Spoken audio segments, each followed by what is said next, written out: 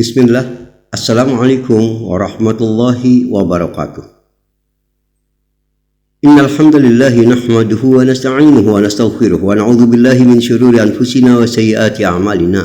Man yahdihillahu fala mudilla lahu wa man yudlilhu fala hadiya lahu. Asyhadu an la ilaha illallah wahdahu la syarika lahu wa asyhadu anna Muhammadan 'abduhu wa rasuluhu la nabiyya ba'dah. Allahumma shalli 'ala Muhammadin wa ala alihi wa ashabihi ajma'in wa man tabi'ahum bi ihsan ila yaumiddin, amma ba'd. Fa inna khairal hadithi kitabullah wa khairal hadi hadi Muhammadin sallallahu alaihi wa alihi wasallam wa syarrul umuri muhdatsatuha fa inna kulla muhdatsatin bid'ah wa inna kulla bid'atin dalalah wa inna kulla dalalatin finnar. Khairul kiram azani Allah wa iyyakum. Bagaimana kabar antum semua? Semoga selalu dalam kebaikan. Amin. Ikhwan azani Allah wa iyyakum. Kita mungkin sering menjenguk orang yang sedang sakit atau menghadapi orang yang sedang dalam kondisi sakaratul maut atau nazar, atau kita bertakziah kepada orang yang baru saja wafat. Yang menjadi musibah adalah manakala kita seakan gamang saat menghadapi kondisi-kondisi seperti itu. Kita kadang tidak tahu, walau kita telah ngaji mungkin cukup lama, tentang apa yang harus kita lakukan. Baik saat kita menengok orang yang sedang sakit, apalagi sedang menghadapi orang yang sedang nazar, atau saat kita datang bertakziah kepada orang yang baru saja wafat. Kita seakan tidak memahami tentang sunnah-sunnah apa yang mesti kita lakukan saat kita menghadapi kondisi-kondisi seperti itu. Maka di dalam kajian kali ini, izinkan anak mengangkat tema yang terkait tentang hal apa saja yang harus diperhatikan oleh seorang muslim tatkala menengok orang yang sedang sakit, atau menghadapi orang yang sedang nazar, atau saat dia bertakziah kepada orang yang baru saja wafat. Ikhwan a'azani Allah wa iyyakum. Apa yang mau ana sampaikan ini banyak dilandasi oleh satu kitab kecil yang disusun oleh Abu Hamzah Abdul Latif bin Hajiz Al-Ghamidi hafizahullah dalam salah satu tulisan beliau yang berjudul Al-Ihsan Ilal Mauta. Inilah risalah yang banyak ana jadikan panduan dalam bahasan kajian kali ini. Mari kita langsung masuk kepada sunnah yang pertama yang mesti kita perhatikan. Yang pertama adalah saat kita menjenguk orang yang sakit, maka hendaklah kita posisi duduk dekat kepala orang yang sedang kita jenguk itu. Dan hendaklah lalu kita ajarkan kebaikan kepada orang yang sedang sakit tadi. Jadi sunnahnya yang utama bagi kita, posisi kita saat kita menjenguk orang yang sedang sakit, itu posisi kita dekat dengan kepala orang yang sedang kita tengok tadi. Dalil masalah ini adalah bersumber dari Anas bin Malik radhiyallahu anhu, di mana beliau mengisahkan, kana ghulamun yahudiyyun yakhdim nabiyya sallallahu alaihi wa alihi wasallam famarid. Suatu ketika Nabi kita sallallahu alaihi wasallam mengunjungi salah seorang pelayannya yang masih muda, yang dia ini beragama Yahudi. Jadi Nabi kita sallallahu alaihi wasallam punya pelayan masih muda, dia masih beragama Yahudi, tapi saat itu pelayannya sakit. Maka fa'atahu nabiyyu sallallahu alaihi wasallam. Nabi kita mendatangi pelayan itu. Dan pelayan ini sedang bersama ayahnya di rumahnya, tidak bekerja saat itu dikarenakan sedang sakit keras. Nabi datang menjenguk anak muda tadi ke rumahnya. Setelah sampai di sana, faqa'ada inda ra'sih. Nabi sallallahu alaihi wasallam duduk di dekat kepala anak muda tadi. Inilah Makanya kenapa tadi dikatakan sunnahnya duduk dekat kepala. Seperti yang dilakukan Nabi SAW. Faqa'ada inda ra'sih. Nabi duduk dekat kepala orang yang sedang ditengoknya tadi. Selanjutnya, karena anak muda yang menjadi pelayan beliau saat itu belum masuk Islam, masih beragama Yahudi, Nabi SAW langsung meminta kepada anak muda ini memberi peringatan dan pelajaran, yaitu aslim. Wahai anak muda, pelayanku, mana bebasnya aslim. Masuk Islamlah kamu.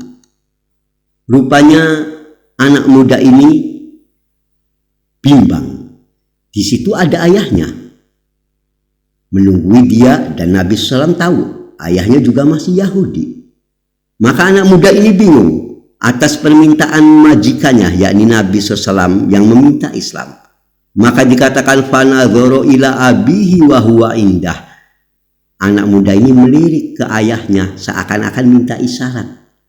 Bagaimana respon ayahnya? Nih majikan saya yakni Nabi SAW minta agar saya masuk Islam. Karena ayahnya juga masih Yahudi. Gimana nih? Maka ayahnya mengerti tatapan anaknya ini. Langsung ayahnya berkata, Ati Abul Qasim sallallahu alaihi wa alihi wasallam. Wahai anakku, taatlah kamu. Penuhi permintaan majikanmu, yaitu Abul Qasim Muhammad sallallahu alaihi wa alihi wasallam. Setelah ayahnya memberikan rekomendasi dan persetujuan, sudah kamu ikuti aja, masuk Islam saja. Maka aslam. Anak ini pun langsung masuk Islam saat itu. Begitu anak muda ini masuk Islam, kemudian Nabi SAW keluar dari rumah tersebut seraya mengatakan, Alhamdulillahilladzi anqadhahu minan nar. Segala puji bagi Allah yang telah menyelamatkan anak muda ini dari api neraka. Dikatakan puji bagi Allah yang telah menyelamatkan. Mengapa? Andai kata anak muda ini mati dalam keadaan Yahudi, sudah pasti dia akan di neraka selama-lamanya. Anak muda ini belum pernah beramal ibadah. Menjelang wafatnya, udah dekat kematian, dia terselamatkan dengan kalimat tauhid, dia mau masuk Islam. Makanya Nabi SAW sangat gembira memuji Allah tatkala mengajak anak muda ini untuk Islam, dan pelayannya ini mau masuk Islam dalam akhir-akhir kehidupannya. Sungguh Allah telah menyelamatkan anak muda ini dari api neraka. Hadis yang saya bacakan tadi bersumber atau diriwayatkan oleh Imam Bukhari dalam sahihnya nomor hadis 1356.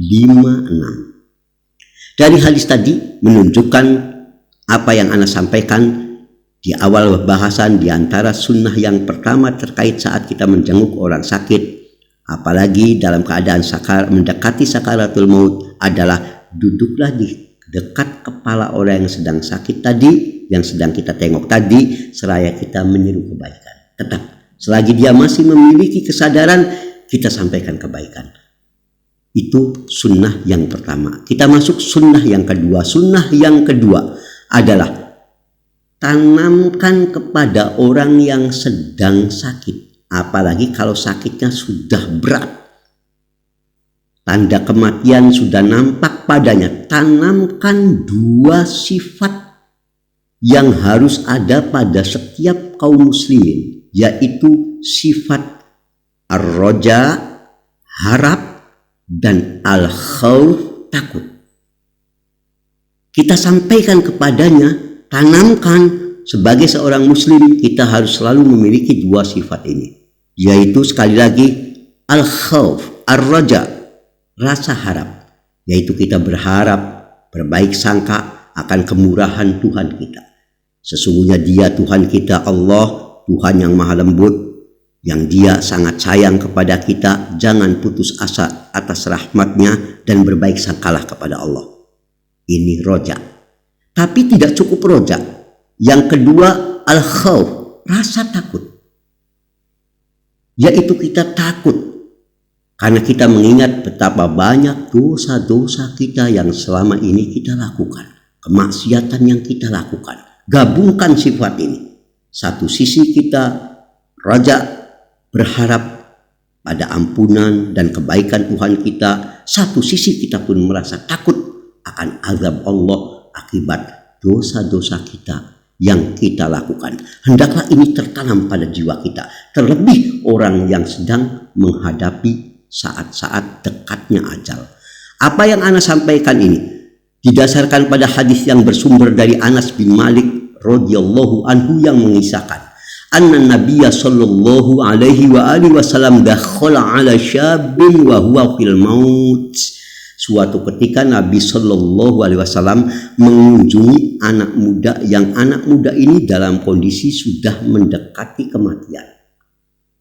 Setelah beliau sampai di sana menemui anak muda yang dalam kondisi mendekati kematian, beliau langsung bertanya pada anak muda tadi, "Kaifa tajiduk?"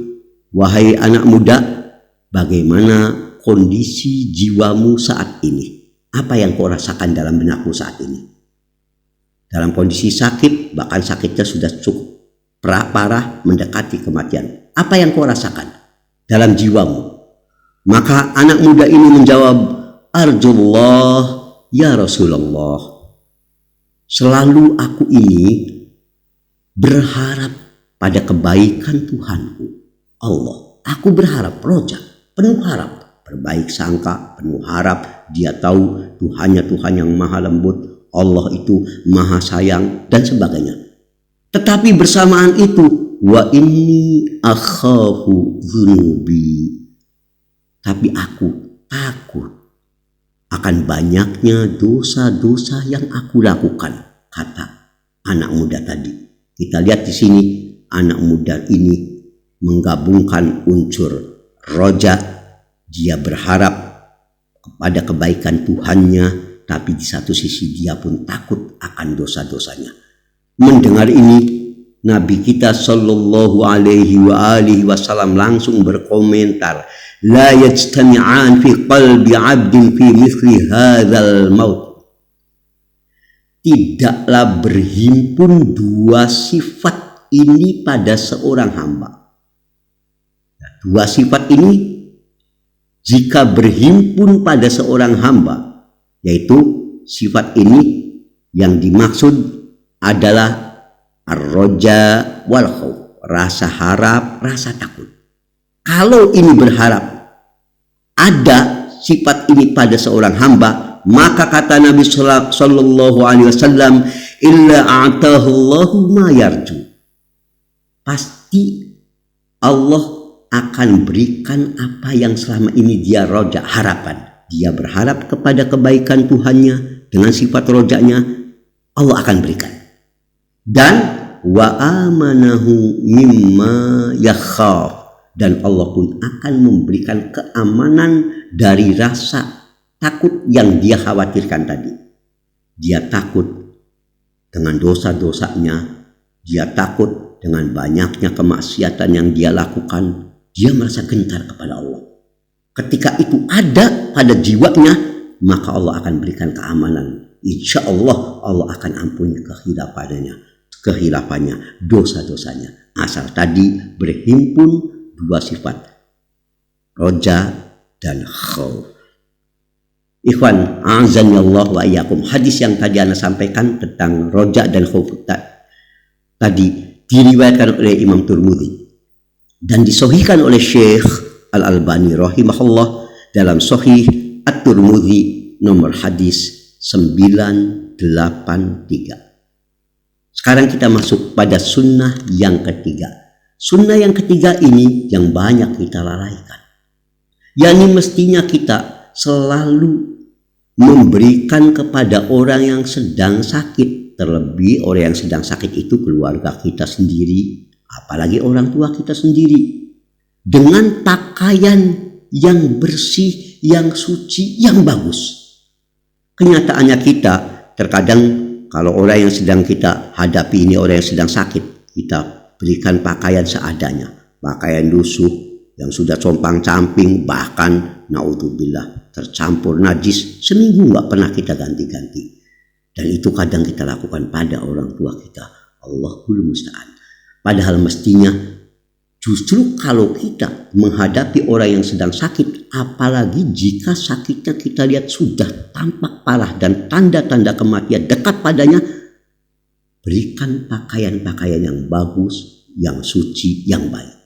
Dalil masalah ini bersumber dari apa yang pernah terjadi pada Abu Sa'id Al-Khudri radhiyallahu anhu, yang mengisahkan lama hadarahul maut, pada saat Abu Sa'id Al-Khudri radhiyallahu anhu sakit, yang sakitnya ini menjadikan dia dekat kepada kematian. Posisinya sudah parah sakitnya, tanda kematian sudah ada. Maka apa yang dilakukan oleh Abu Sa'id Al-Khudri radhiyallahu anhu? Da'a bi thiyabin jududin qala bisaha. Beliau minta, tolong berikan untukku, kata Abu Sa'id Al-Khudri radhiyallahu anhu kepada keluarganya, pakaian yang baru. Aku pengen pakai pakaian yang baru. Setelah itu dikenakan pakaian yang baru.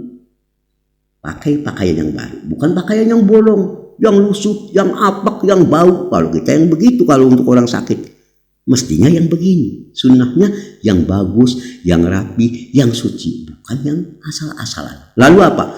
Tsumma qala, lalu Abu Sa'id Al-Khudri radhiyallahu anhu menjelaskan mengapa dia justru menjelang wafatnya minta pakaian yang baru.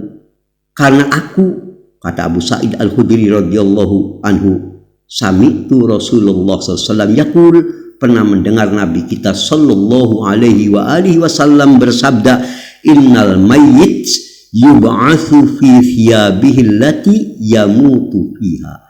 Sesungguhnya mayit, orang yang mati, kelak akan Allah bangkitkan awal dari kuburnya itu dengan memakai pakaian terakhir yang ia kenakan. Kalau dia memakai pakaian yang penuh najis, na'udzubillah, nanti Allah bangkitkan dalam keadaan awal bangkit dari kuburnya pakaiannya penuh najis. Tentu kita tidak mengharapkan orang-orang yang kita sayangi dalam keadaan seperti itu. Makanya Abu Sa'id Al-Khudri radhiyallahu anhu meminta keluarganya menjelang wafatnya, pakaikan aku, berikan aku pakaian yang baru, yang bersih, yang suci.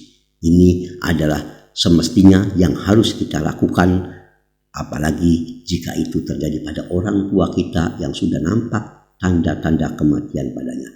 Hadis yang tadi mengisahkan Abu Sa'id Al-Khudri radhiyallahu anhu itu diriwayatkan oleh Imam Abu Dawud 3114. Kata Imam Nawawi rahimahullah dalam Al-Majmu' juz 5 halaman 321 sahih, dan Syekh Al-Albani rahimahullah pun menyatakan hadis ini sahih dalam Sahihul Jami' nomor hadis 6739. Sekarang kita masuk pada sunnah yang keempat. Dalam sunnah yang keempat, hendaklah kita pada saat kita menjenguk orang yang sakit, dan jika sakitnya parah lalu kelihatan mulai dia ini dalam kondisi sakaratul maut, naza, maka sunnahnya kita menuntun dia, mengajarkan orang yang sudah dalam kondisi mendekati kematian ini dengan mengajarkan la ilaha illallah, yang dalam bahasa syariat disebut talqin. Talqin mengajarkan, membimbing. Jadi kalau kita datang orang yang kita kunjungi ini dalam kondisi sudah sakaratul maut, sudah dalam kondisi nazar, kita bimbing dia agar sebelum wafatnya sempat minimal 1 kali mengucapkan kalimat tauhid la ilaha illallah. Kita ajarkan dia, kita talqinkan dia, bimbing dia dengan lembut, jangan buru-buru. Usahakan minimal bisa dia 1 kali mengucapkan kalimat la ilaha illallah. Dalil dari hadis ini, dari masalah ini adalah hadis sahih riwayat Muslim nomor hadis 916. Nabi kita sallallahu alaihi wasallam mengatakan, laqinu mautakum, laqinu, ajarkan, talqinkan, bimbing orang yang akan mati di antara kamu dengan kalimat la ilaha illallah. Maka tugas kita sekali lagi di saat kita menengok orang yang sudah dalam kondisi nazar, yaitu kita mengajar dia, mengajarkan, menuntun, mentalkin dengan la ilaha illallah. Semoga dengan itu dia sempat, paling tidak 1 kali sebelum wafatnya, sempat mengucapkan kalimat tauhid la ilaha illallah. Kita langsung masuk kepada sunnah selanjutnya, yaitu sunnah yang kelima. Sunnah yang kelima ini saat kita mengunjungi orang yang sakit atau orang yang dalam keadaan sakaratul maut, atau apalagi orang ini sudah wafat, jangan kita pernah bicara keburukan di situ. Saat kita menengok orang yang sedang sakit atau orang yang sedang sakaratul maut atau yang baru saja wafat, jangan pernah kita bicarakan keburukannya. Tapi bicarakan kebaikannya, puji dia dengan pujian yang layak, dan kita berikan dia ungkapan-ungkapan yang bagus, permohonan kepada Allah, semoga Allah merahmatinya, semoga Allah selalu menjaganya, semoga Allah Subhanahu wa Ta'ala memberikan kebaikan padanya, dan ungkapan-ungkapan semacam itu yang menunjukkan kita memberikan penilaian positif kepadanya. Jangan kita apalagi menceritakan kejelekan-kejelekannya, membicarakan keburukan-keburukannya. Mengapa? Karena sebagaimana yang diriwayatkan oleh Sahih Muslim nomor hadis 919, Nabi kita sallallahu alaihi wasallam menyabdakan, idza hadartumul marid, jika kamu mengunjungi, menengok orang yang sedang sakit, awil mayyit, atau kau bertakziah kepada orang yang baru saja wafat. Jadi itu orang yang baik yang sedang sakit atau dia sudah wafat. Faqulu khairan, maka ingat kata Nabi SAW, di situ ucapkan perkataan-perkataan yang baik saja.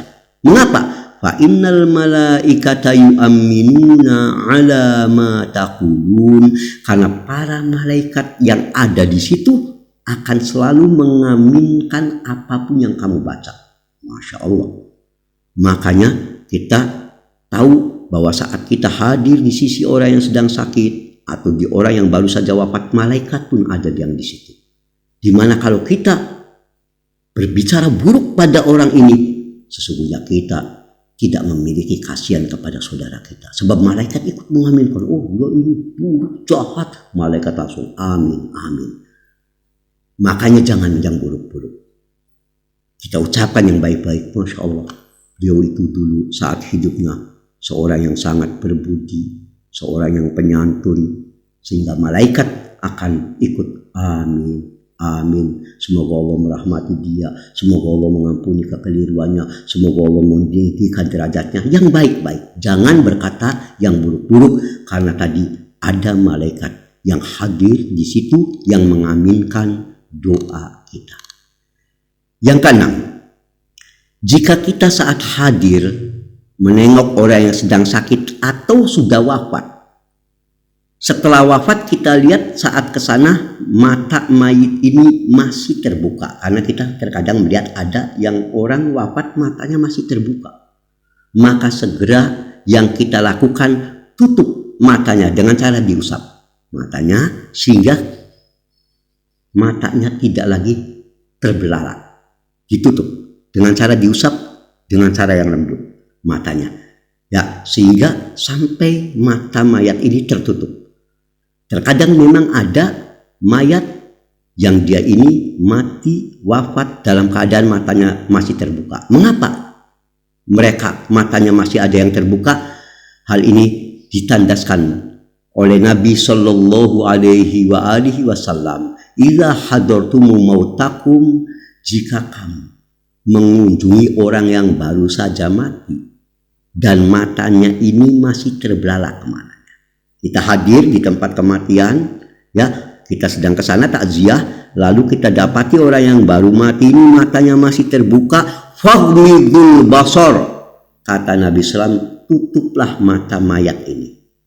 Lalu Nabi kita Sallallahu Alaihi Wasallam menjelaskan mengapa terkadang mata mayat masih terbelalak walaupun ruhnya sudah Allah cabut. Fa innal basar yatba'ur ruh, karena mata itu mengikuti ruh. Jadi kita tahu pada saat malakul maut mencabut nyawa kita dibawa oleh malaikat, maka kita akan bisa melihat malaikat yang sedang melolos ruh kita. Semoga Allah mewafatkan kita semua dalam keadaan kebaikan. Allah cabut ruh itu lewat malaikat maut. Nah, beberapa orang melihat saat malaikat itu membawa ruh kita dan dia belum sempat matanya tertutup, dia sudah mati. Matanya maka masih terbuka. Karena itu diperintahkan segera setelah itu ditutup. Dan jangan kita berpikir, apalagi berburuk sangka kalau ada mayat saudara kita yang matinya, wafatnya, matanya terbuka, kita lalu membuat cerita-cerita buruk. Wah, ini dasar dunia begini, begitu, cerita-cerita yang buruk. Seakan-akan kalau orang yang matinya matanya terbuka berarti mati dalam keadaan buruk. Tidak. Bahkan saat itu dia sedang menatap ruhnya pergi, dibawa oleh malaikat, dan dia belum sempat menutup matanya, keburu ruh sudah hilang, sehingga wafat dia dalam keadaan matanya masih terbelalak. Maka tugas kita segera menutupnya, lalu kita berdoa saat menutup mata orang jenazah yang masih terbuka. Doanya tentu tidak bisa Anda sampaikan di sini, dikarenakan dalam penyampaian ini akan kesulitan, ya. Jadi mungkin bisa nanti ditulis dalam media sosial yang Anda ada di dalamnya, atau bisa melihat tulisan-tulisan dari ahlu sunnah yang membahas masalah ini, ya. Doa yang dibaca saat menutup mata jenazah yang masih terbelalak. Di sini Ana tidak sampaikan dikarenakan tadi medianya tidak Ana miliki di sini, ya. Mungkin nanti di tulisan-tulisan Ana di medsos Ana akan bisa tuliskan, insya Allah. Saudaraku, azanillahu wa iyyakum, hadis tadi yang Ana sampaikan tadi memberi kejelasan kepada kita sekali lagi, sunnah itu mestinya kita tegakkan saat kita menghadapi orang yang wafat dalam keadaan matanya masih terbelalak. Yang ketujuh, jangan sekali-kali kita meratapi mayat.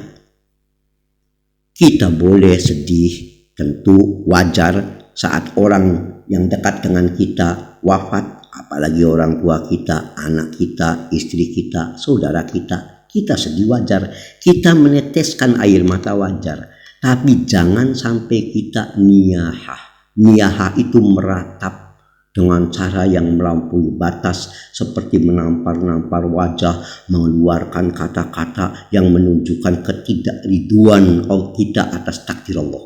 Kita mengatakan, kalau gitu saya sekarang hidup sama siapa, dan bagaimana ungkapan itu, apalagi sampai namparin wajah, merobek-robek baju, ini sudah berlebihan.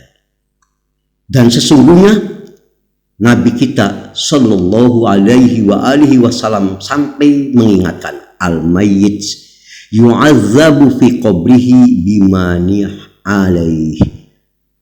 Sesungguhnya mayat itu diazab, disiksa dengan sebab tangisan keluarganya, tangisan orang yang menangisinya. Sahih Bukhari 1292. Hadis ini sempat menjadi permasalahan pada sebagian orang, karena kalau kita melihat redaksi hadis ini, yang nangis itu keluarganya, kok yang diazab orang yang meninggal? Kan padahal ini laha makasabat wa alaihi maktasabat, amalkan ini masing-masing. Kok kenapa bisanya yang nangis keluarganya, yang diazab orang yang meninggal?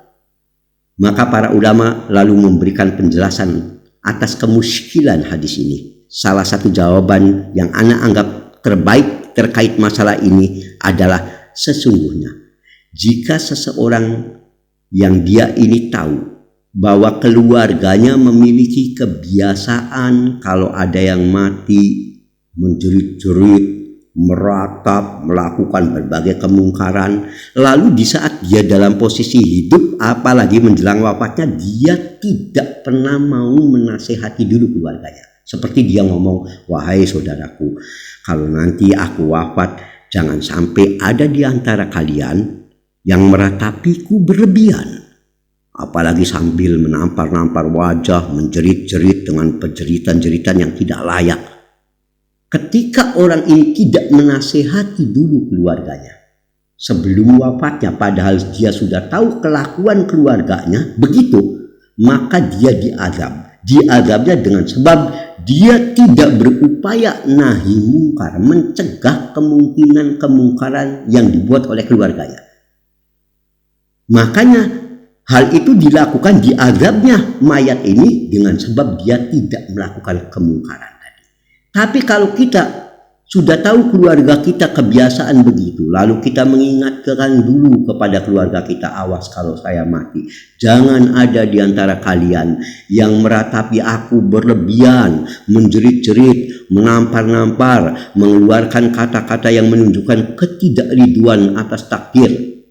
Kalau kita sudah ngasih nasihat itu, lalu setelah kita mati ternyata keluarga kita masih ada yang begitu, insya Allah tentu kita tidak akan Allah azab, dengan sebab kita sudah memberikan nasihat sebatas yang kita mampu. Jadi yang diazab itu kasusnya tadi yang seperti Ana sampaikan, kita sudah tahu kebiasaan keluarga kita itu seperti itu, lalu kita tidak pernah memberikan nasihat dulu kepada keluarga kita, paling tidak saat kita sudah merasa ada tanda kematian kepada kita, nasihati, ingatkan keluarga kita, jangan melakukan bid'ah, jangan melakukan niyahah, ratapan yang melampaui batas, harus diingatkan. Dalam rangka kita menghindari agar jangan sampai tadi keluarga kita menangis, kita yang diazab, akibat kita tadi tidak beramar ma'ruf nahi mungkar sebelumnya. Ikhwan, azani Allah wa iyyakum. Dan yang terakhir, yang ke-8. Apabila kita mengetahui ada aib yang ada pada orang yang kita tengok sedang sakit, atau apalagi dia setelah wafat, baik aib pada sifatnya atau aib yang membuat jijik pada badannya pada orang lain, walaupun kita tahu, jangan pernah ceritakan. Apalagi kalau kita ikut tadi ya memandikan jenazah dan kita tahu ya bahwa orang ini yang kita mandikan jenazahnya ini memiliki cacat, aib, baik aib yang ada pada fisik yang membuat orang kalau melihatnya, mendengarnya akan jijik, membuat orang menggunjing, atau ada beberapa akhlak-akhlaknya yang kurang baik, jangan kau sebarkan, tutupi itu, mintakan saja ampunan untuknya. Karena Nabi kita sallallahu alaihi wasallam dalam hadis riwayat Tabrani nomor hadis 3077 disahihkan oleh Syekh Al-Albani rahimahullah dalam As-Sahihah nomor hadis 2353 li syawahidihi, karena hadis ini memiliki jalur pendukung.